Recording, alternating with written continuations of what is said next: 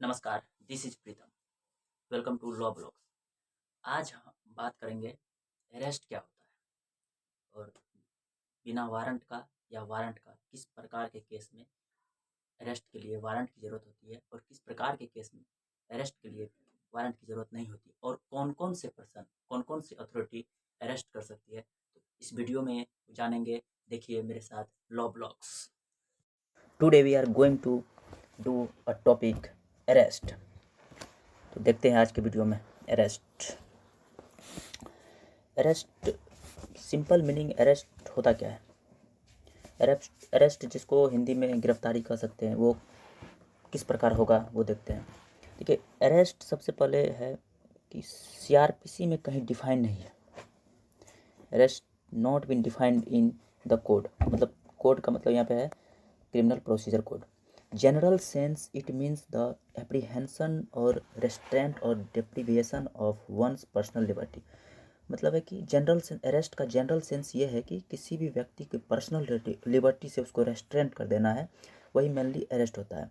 Legal term इसका मानेंगे तो process by which a person is taken into custody by a legal authority. यहाँ पे दिया हुआ लीगल अथॉरिटी, मतलब लीगल अथॉरिटी के द्वारा किसी भी पर्सन को कस्टडी में डालना। तो अब आगे देखेंगे क्या सिर्फ एक लीगल अथॉरिटी किसी पर्सन को अरेस्ट कर सकता है?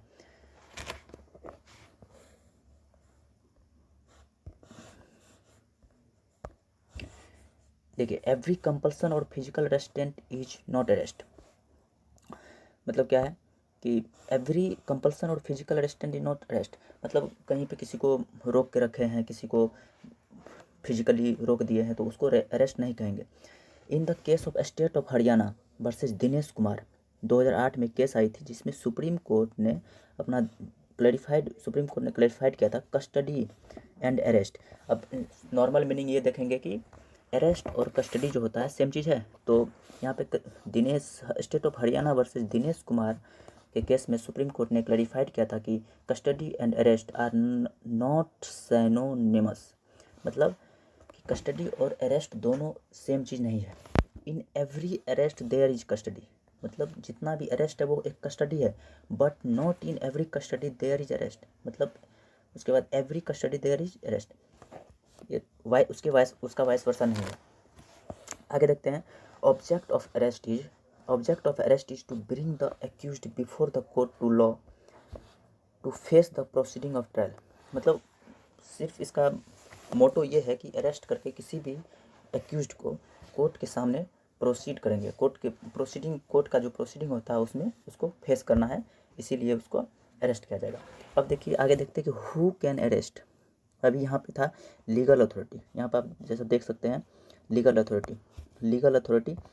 तो अब सिर्फ जानेंगे कि लीगल अथॉरिटी कर सकती है, तो यहाँ पे है हु कैन अरेस्ट। देखिए, by a police officer, section 41 and 42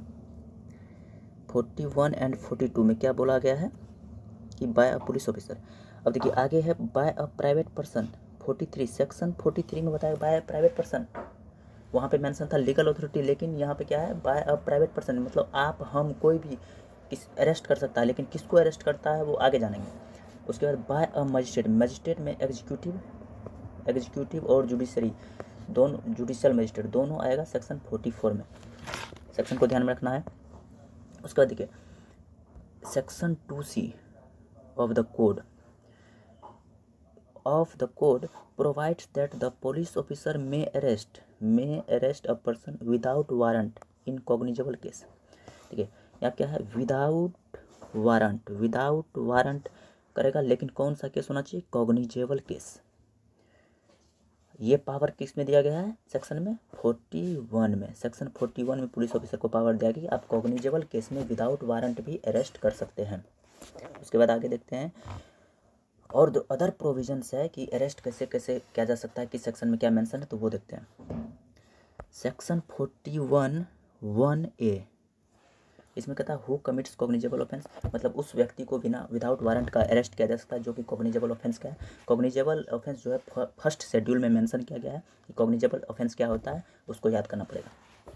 उसके बाद सेक्शन 41(1)(b), इसमें कहता है कॉग्निजेबल ऑफेंस तो होना ही चाहिए, लेकिन for imprisonment of less than 7 years, less than 7 years मतलब 4 साल, 5 साल, 3 साल, और एक्सटेंड टू 7 ईयर्स मतलब 3 साल से 7 साल का सज़ा, जो कि कॉग्निजेबल ऑफेंस है। उस टाइप की सज़ा में क्या करेंगे, इसमें अरेस्ट होगा 41(1)(b) में। इसमें देखिए कुछ क्राइटेरिया फॉलो करता है, जो देखिए police officer has reason to believe, मतलब पुलिस ऑफिसर के पास रीजन है कि यही बंदा है जो कि कमिटेड किया, ऑफेंस कमिटेड किया है। उसके बाद अब अरेस्ट क्यों किया जाएगा, to prevent from committing further offence, मतलब उसको अरेस्ट कर लेंगे तो हो सकता है कि वैसा ऑफेंस जो है फिर आगे ना करे। फॉर प्रॉपर इन्वेस्टिगेशन, अब इन्वेस्टिगेशन भी करना है पुलिस ऑफिसर को, तो इन्वेस्टिगेशन प्रॉपर तरीका से होना चाहिए, इसके लिए उसको अरेस्ट करना पड़ेगा। टेम्परिंग एविडेंस मतलब कि वो बंदा जो है एक्यूज्ड जो है वो बाहर रहेगा तो एविडेंस के साथ छेड़छाड़ न करे, इसके लिए उसको अरेस्ट कर लिया जाएगा। देखिए 41(b)(a), इसमें क्या कहता है, cognizable offence punishable with death, life imprisonment और imprisonment for a term exceeding 7 years. देखिए इससे पहले क्या था, 41(b) में कॉग्निजेबल ऑफेंस होना चाहिए, लेकिन वो 7 साल तक होना चाहिए, 7 साल से कम से लेकर 7 साल तक। लेकिन 41(1)(b)(a) में क्या कहता है कि इसका जो पनिशमेंट है इसका जो पनिशमेंट है वो डेथ होना चाहिए, लाइफ इम्प्रिजनमेंट होना चाहिए, और imprisonment for a term exceeding 7 years और 7 ईयर्स से इस तरह का जो कंडीशन फॉलो करेगा वो क्या होगा, 41(1)(b) में होगा। अब 41(c) में क्या कहता है, 41 सबसेक्शन C में प्रोक्लेम्ड ऑफेंडर में जैसे नॉर्मल भाषा में जाते हैं भगोड़ा आदमी, मतलब ऑफेंस करके भाग गया है, तो उसको क्या क्या है, वो भगोड़ा आदमी कौन डिक्लेयर करेगा, आप और हम डिक्लेयर नहीं कर देंगे ये भागा हुआ आदमी है, उसको डिक्लेयर करेगा या तो कोर्ट करेगा या स्टेट करेगी। तो वैसे पर्सन को किस में अरेस्ट किया जाएगा, 41(c) में। 41(d) में क्या कहता है, पोजेसर ऑफ स्टोलन प्रॉपर्टी, मतलब कोई भी व्यक्ति जो कि किसी चुराया हुआ सामान को अपने पास रखा है तो वो पोजेसर होगा। पोजेसर उसको स्टोलन प्रॉपर्टी, उसको जो है किस सेक्शन में अरेस्ट किया जाएगा, 41(d) में। ये विदाउट वारंट है, इसमें वारंट की कोई ज़रूरत नहीं है। उसके बाद 41(e) में कहता है ऑब्स्ट्रक्ट और एस्केप फ्रॉम कस्टडी, जो भी देखिए ऑब्स्ट्रक्ट यानी कि पुलिस जब इन्वेस्टिगेशन कर रही है तो उसको जो इन्वेस्टिगेशन में आप जो है उसका ड्यूटी करने से रोक रहे हैं तो उसको ऑब्स्ट्रक्शन कहते हैं। यदि आप कहेंगे तो ऐसा काम करेंगे तो विदाउट वारंट वो 41(e) में आपको अरेस्ट कर लेगी। और escape from custody, from lawful custody, मतलब एस्केप यदि लॉफुल कस्टडी से भागा हुआ व्यक्ति है और ट्राई टू एस्केप मतलब भागने की कोशिश भी करता है तो वैसे व्यक्ति को सेक्शन 41(e) में अरेस्ट कर लिया जाएगा विदाउट वारंट। उसके बाद 41(1)(f) में क्या है, डिजर्टर शब्द भी है, ये भी भगोड़ा ही होगा, लेकिन ये आर्म्ड फोर्सेस के लिए यूज होता है डिजर्टर, तो ऐसे भी व्यक्ति को विदाउट वारंट अरेस्ट कर लिया जाएगा। 41(1)(g) में है कि ऑफेंस आउटसाइड इंडिया, आप आउटसाइड इंडिया यदि कोई क्राइम किया है और liable to be apprehended under any extradition can be arrested, extradition law के अंतर्गत यदि फॉल करेगा और आप आउटसाइड इंडिया कोई क्राइम किया है तो उसको 41(g) में अरेस्ट किया जाएगा। अब आता है सेक्शन 42, इसमें non disclosure of name. Section 42 जो है इसमें ऑफेंस कॉग्निजेबल रहे या नॉन कॉग्निजेबल रहे, दोनों तरह के ऑफेंस को अरेस्ट कर लिया जाएगा। बस इसलिए कि आपको यदि पुलिस आपसे पूछ रही है कि नाम और एड्रेस क्या है तो आप नाम और एड्रेस नहीं बताते हैं या गलत बताते हैं तो सेक्शन 42 के अंतर्गत आपको अरेस्ट कर लिया जाएगा विदाउट वारंट। अब सेक्शन 151 जो है इसमें क्या है, preventing commission of cognizable offence, मतलब हमको पता है कि ये कोई आदमी डिजाइन कर रहा है कि ऐसे किसी का मर्डर करना है, कुछ भी करना है जो कॉग्निजेबल ऑफेंस हो, तो उसको प्रिवेंट, उसको मतलब हमको पहले पता चल गया और उसको रोकने के लिए सेक्शन 151 ऑफ CRPC में उसको क्या करेंगे, विदाउट वारंट अरेस्ट करेंगे। यदि अरेस्ट नहीं किया जाएगा तो वो क्राइम हो जाएगा इसलिए उससे पहले ही उसको अरेस्ट कर लिया जाएगा। अब देखिए अरेस्ट बाय प्राइवेट पर्सन, ये था ऊपर जितना भी था 41 में, ये पुलिस ऑफिसर के द्वारा किया जाएगा विदाउट वारंट। अब देखिए अरेस्ट बाय प्राइवेट पर्सन मतलब एक नॉर्मल व्यक्ति जो है वो भी किसी को अरेस्ट करता है, तो किसको अरेस्ट कर सकता है वो जानेंगे। ये सेक्शन 43 ऑफ CRPC में डिफाइन किया गया है और इसमें है कि private person can be arrest when, देखिए in his presence, commits non bailable and cognizable offence, मतलब उसके प्रेजेंस में, यानी कि किसी व्यक्ति के सामने यदि ऐसा कोई ऑफेंस हो रहा है जो कि नॉन बेलेबल है और कॉग्निजेबल है, तो उसको वो प्राइवेट व्यक्ति भी, प्राइवेट पर्सन भी उसको अरेस्ट कर सकता है।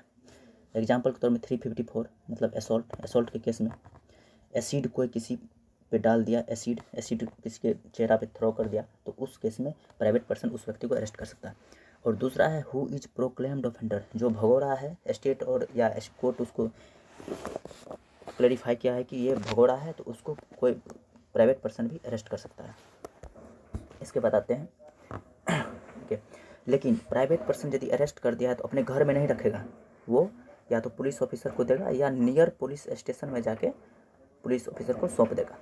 तो उसके बाद आता है अरेस्ट बाय मजिस्ट्रेट जो होता है एग्जीक्यूटिव हो या जुडिशियल हो, उसके द्वारा अरेस्ट किया जाएगा। वो सेक्शन 44 में डिफाइन किया गया है। मजिस्ट्रेट कैन अरेस्ट, जुडिशियल और executive. Offence must be committed in presence of magistrate. देखिए इसके लिए कंडीशन ये है कि ऑफिसर मजिस्ट्रेट के सामने कोई ऑफेंस हुआ हो, ठीक है, विद इन हिज लोकल जुडिक्शन, और उसी मजिस्ट्रेट के लोकल जुरिस्डिक्शन में हुआ हो, तब मजिस्ट्रेट अरेस्ट कर सकते हैं।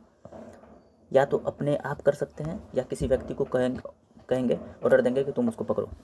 तो लेकिन यहाँ पे जो है ऑफेंस ऑफेंस कॉग्निजेबल भी हो सकता है और नॉन कॉग्निजेबल भी हो सकता है। आगे देखते हैं arrest in non cognizable case. तभी से कॉग्निजेबल केस में हो रहा था, अब देखिए नॉन कॉग्निजेबल केस में होता है। इसको डिफाइन किया गया सेक्शन 41(2) में। In non cognizable cases police officer can not arrest without warrant.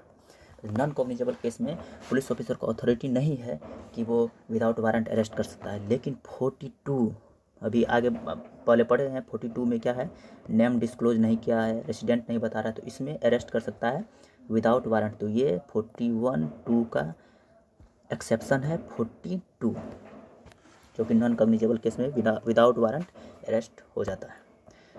अब देखते हैं राइट्स ऑफ अरेस्टेड पर्सन, मतलब अब अरेस्ट तो कर लिया, तो अब जो अरेस्टेड व्यक्ति है उसका भी कुछ राइट्स है, तो वो अगले वीडियो में हम लोग जानेंगे। अभी के लिए आज का सेशन यहीं ख़त्म करते हैं। Thank you for watching.